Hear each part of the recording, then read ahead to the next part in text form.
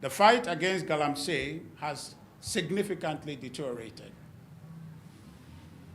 Just before the election, you heard calls in civil society, championed also by the National Democratic Congress.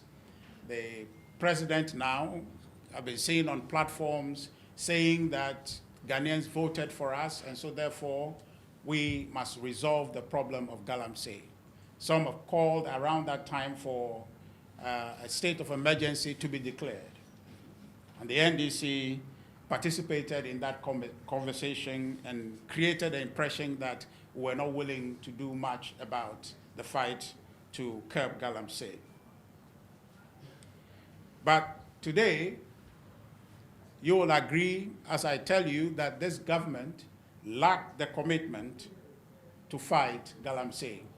And what exacerbation we're seeing in Galamsey around the country is as a result of the lack of commitment of the John Dramani Mahama administration.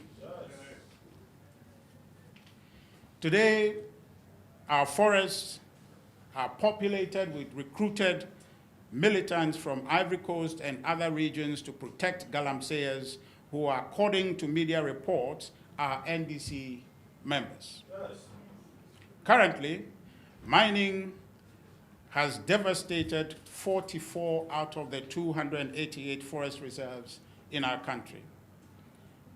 At this rate, we risk losing all our forest cover to Galamsey.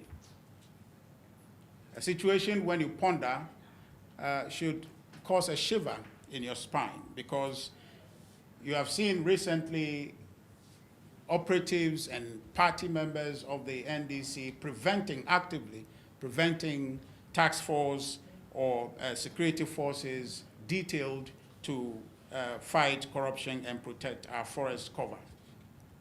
The NDC, ladies and gentlemen, is complicit in the astronomical growth in illegal mining in our country because they campaigned actively in Galamsey areas with coded promise, which translate to mean that we will allow the boys to Galamsey simply by looking aside and pretending to be doing something about fighting Galamsey. So in other words, the NDC is talking more about Galamsey, is talking more about the fight to curb Galamsey than actually doing anything to fight it.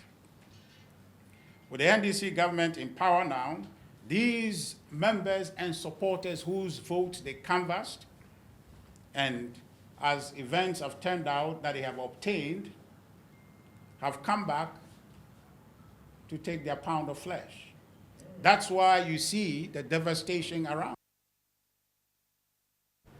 We have the river wardens trained and deployed somewhere in 2022, 2023. And so it's not a new thing they are doing. It is not the panacea to resolving the Galamsey situation. It's complementary, and the NDC is merely just talking about it. The real work they must do today is to be able to get security people to go out there and tell their party people to stand down.